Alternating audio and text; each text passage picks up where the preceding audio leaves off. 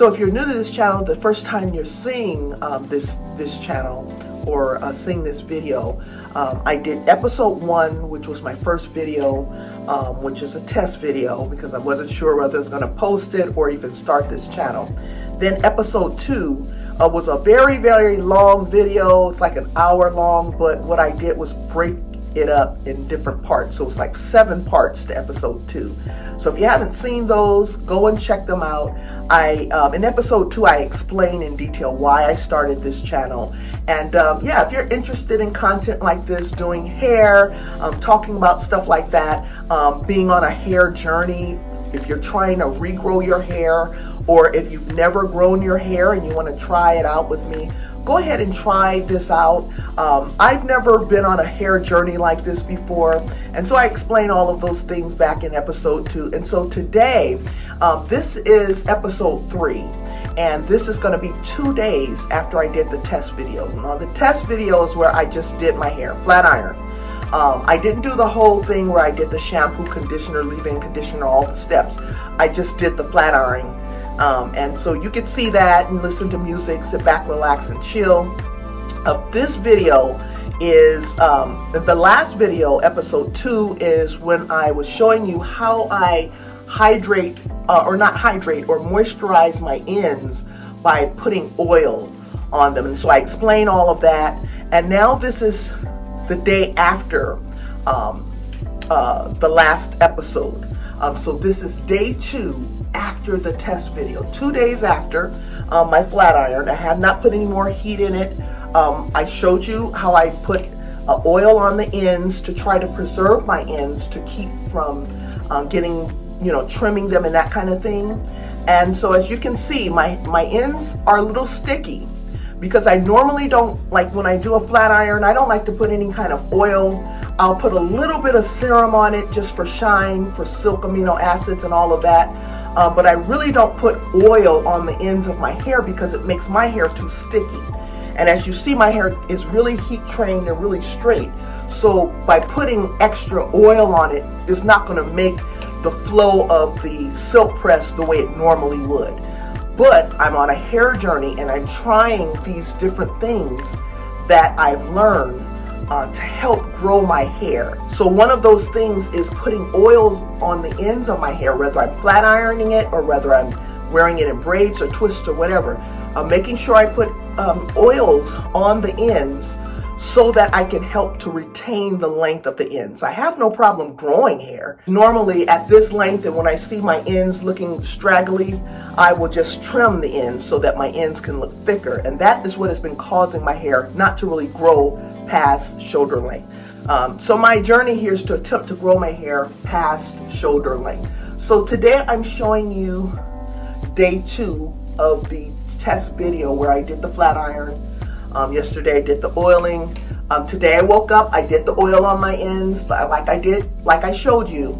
And as you can see, it's a little sticky, but that oil does get absorbed because my ends can get very dry. And if you have that problem, try putting the oil on your ends.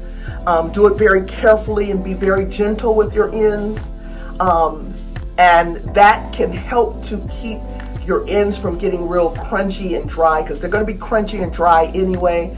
And that's how that part starts breaking off. Right at this length is where it starts breaking off. And this is where I traditionally just go on and trim my hair back anyway. But now since I'm on this journey, I'm trying to grow it out. I'm showing you day 2. It's a little sticky, like, if you really want your silk press, you don't really have to put that on your ends. But again, I'm trying this method because, like if I were to be going out or something like that and I wanted my hair to flow in the silk press, I wouldn't put the oils that I put on there. I would probably put more like the Chi Silk Infusion, the silk amino acids, those serums. The serums are a lot lighter than the oils. So that's what I would do if I was going to go out and I don't want my hair or my ends being so sticky. But I'm at home, and so I'm trying this method. So it's going to allow me to be able to do it. Now today I'm going to measure the length, because I never did measure the length, but I think I should measure the length of it I'm going to measure from the crown to the very end of the longest length here in the back.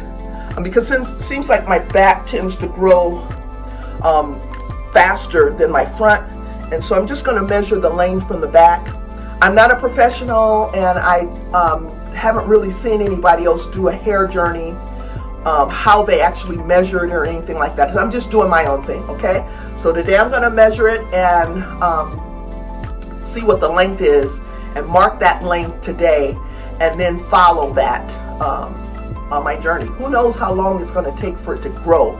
The goal is for it to grow not just past shoulder length, but really kind of see how long I can actually grow my hair and let it get full and thick, particularly on the ends where it usually gets straggly dry, and then I just trim it off and don't even give it a chance to grow. And then I explained in episode 2 that my hair used to grow past shoulder length when I used to get it professionally done, but now that I'm doing it myself, I'm always trimming it, so I never give it a chance to grow. So I'm gonna try this out. Okay, so I'm just gonna take, I don't even know how to do this as far as, okay, look like, here's a length right here. So I'm just gonna measure, I don't know if this is the correct way to measure it, but it's my measurement, so I'm keeping track of how I'm doing it. And I'm just gonna take it from the crown. I think that's the crown, right? You guys know I'm not a professional hair person. Okay, so this here is the length. I'm going to measure that. Let's see. From the top, I'm just going to pull this here down. I'm just going to measure it like this. I don't know if this is the correct way to measure it. That's it right there. Right?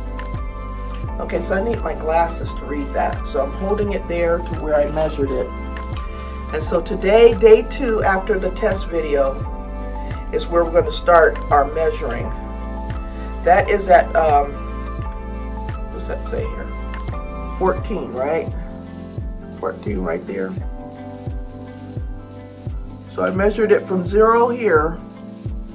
Okay, so I measured it from 0 to here, and it says 14. Right? That's one of the longest pieces. Still holding on, but some of those pieces are kind of like yeah, it's 14.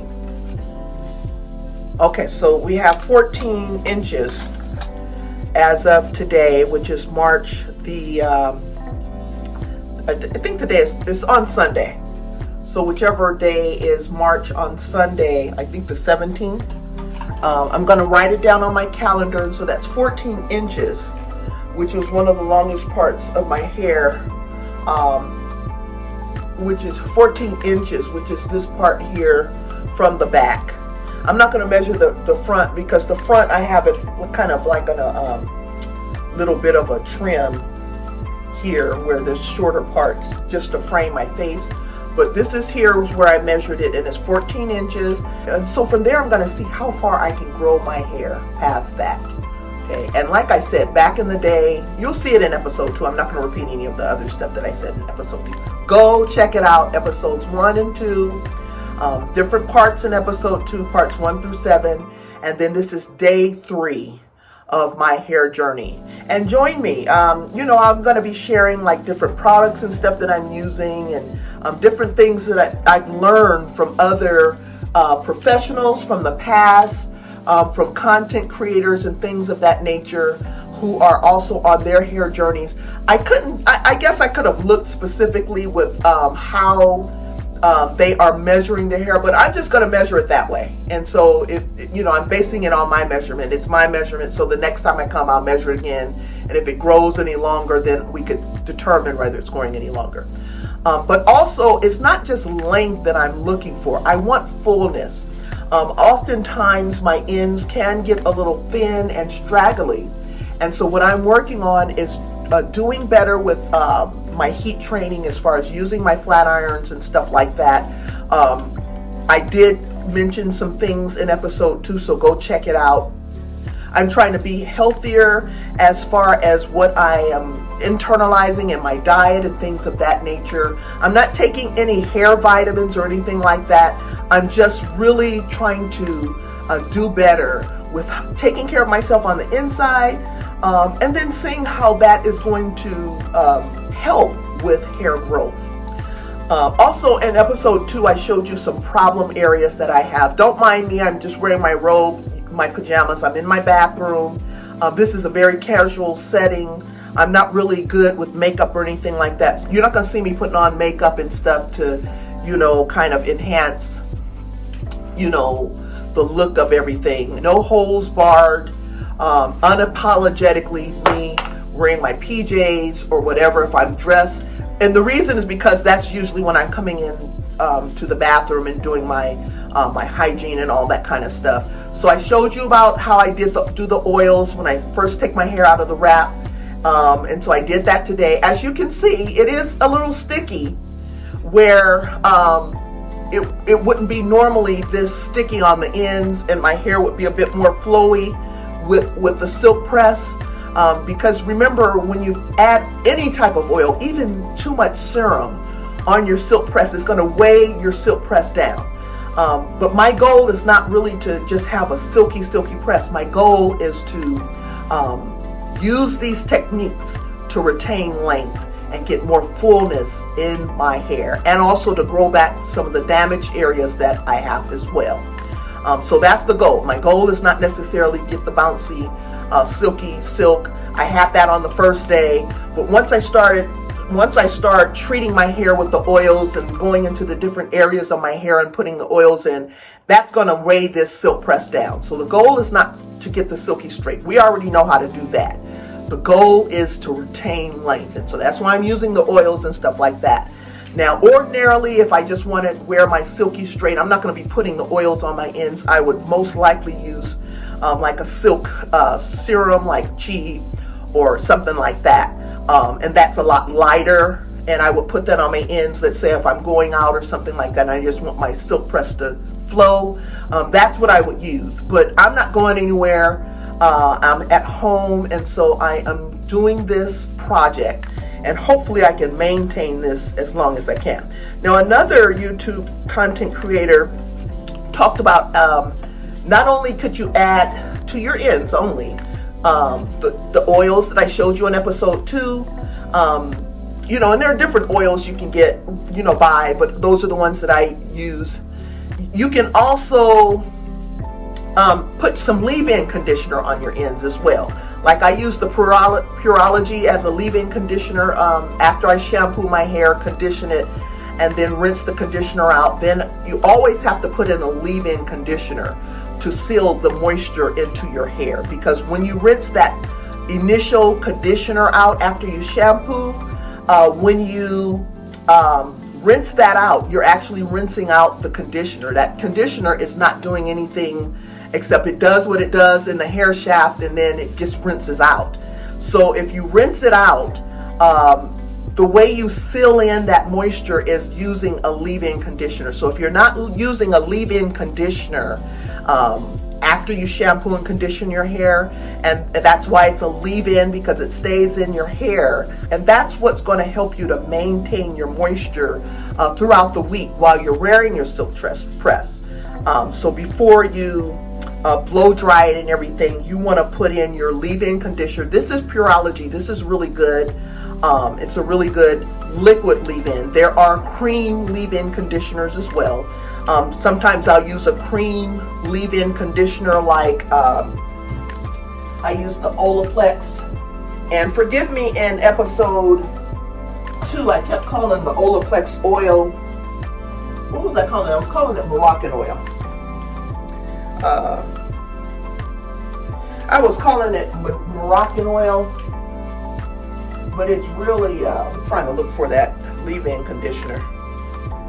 I think it's number 6. It might be in my shower. I don't see it down here. Let me see if it's in the shower. This is number 3. Number 3 is always good. Let me see. I think it might be here. What I want to show you is the leave-in conditioner. Now, there are cream leave-in conditioners, and then there are liquid leave-in conditioners. And I use that Pureology, like when I'm doing my silk press and everything. And when I do the silk press, the leave-in conditioner that I use is always going to be a liquid because it's not as heavy as a cream leave-in conditioner. And so this is the cream leave-in conditioner number 6, the Olaplex number 6. And so please forgive me, in episode 2, I kept calling Olaplex Moroccan oil. But I think I corrected it in editing, so. But Olaplex leave-in number 6 is a cream conditioner leave-in that I will use if I'm braiding my hair. It's heavier, but it helps to maintain moisture in your hair. So if you're not using leave-in conditioners, please adopt that because that helps. And what we're finding is a lot of this breakage that we're getting on the ends, if your hair is actually growing, a lot of this breakage that you're getting on your ends where you can't actually retain that length is coming from dryness and lack of moisture. And also there's a thing where there's too much moisture, and then you want to balance that moisture with protein treatments and things of that nature. And your hair will always tell you what you need, when you need moisture, when you need proteins. And so there are a lot of professionals on YouTube who will help you with that. I'm not a professional, I'm just sharing my journey with you guys. I'm getting hot flashes. Another reason why I've had problem areas in my hair was because of, like, hot flashes and things of that. I mean, because of my hormones, which is why I have hot flashes and things of that nature. I'm a woman of a certain age, and so, yeah. So you would just take some of this leave-in, the liquid. I wouldn't use the cream if you have a silk press. And just take a little bit of it, kind of like how I was showing you with the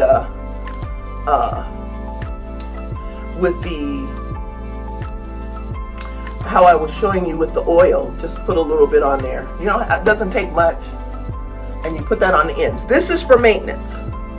Like, this is the maintenance part in episode 2. So if you haven't seen episode 2, go check it out.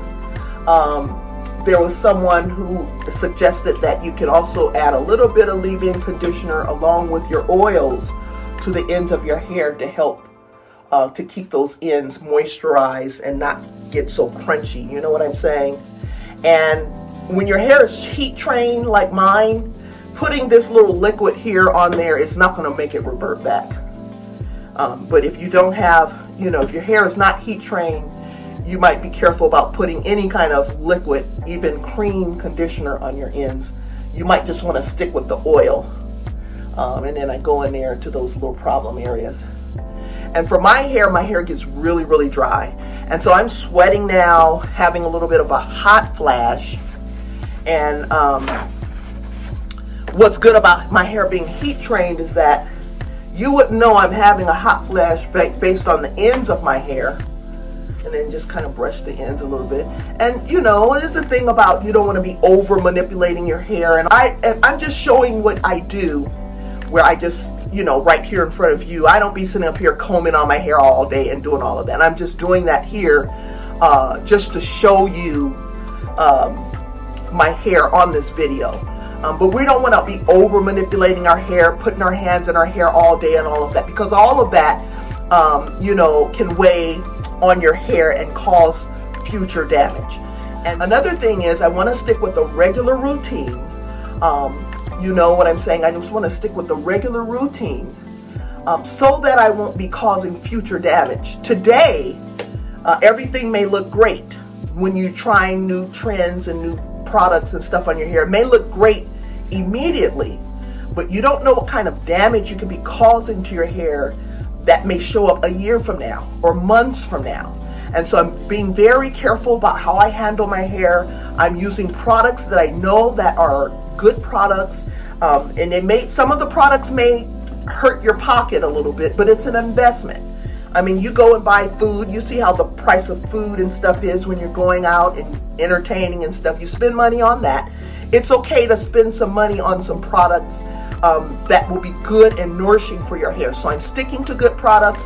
I just don't go to Target and just buy anything just because the bottle looks nice and pretty.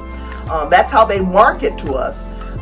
You adding all these different things to your hair, it may look good instantaneously, but 6 months from now, a year from now, 2 years from now, you can have damage to your hair shaft based on how we're handling our hair today. So what I'm doing today is sowing a seed in the future, and I want to sow good seeds. I want to sow things and put things in my hair that will produce value later on. So I just measured it 14 inches today. Just wanted to chime in and let you know the oil thing is working, because my hair still looks good. Like, I can go out, it might be a little sticky on the ends or whatever, but it's still, it's doable. I could wear my hair like this and still put the oils in, and I know that I am doing something to moisturize, protect the ends, and retain length. So, okay, so I hope you guys enjoyed this video. I will be back to just chime in here and there to let you know how things are going on my journey. Join me if you like this type of content. Subscribe. Any thing of value you want to add, any comments or anything, comment down below. And yeah, let's also hit the like button, because it does help the channel to grow as well. Okay, so don't forget about your leave-in conditioners. I've done my measurement. Check out my previous videos, episodes 1 and 2. Okay, y'all. I'll see you guys later. Thanks for stopping by. See you next time, and God bless.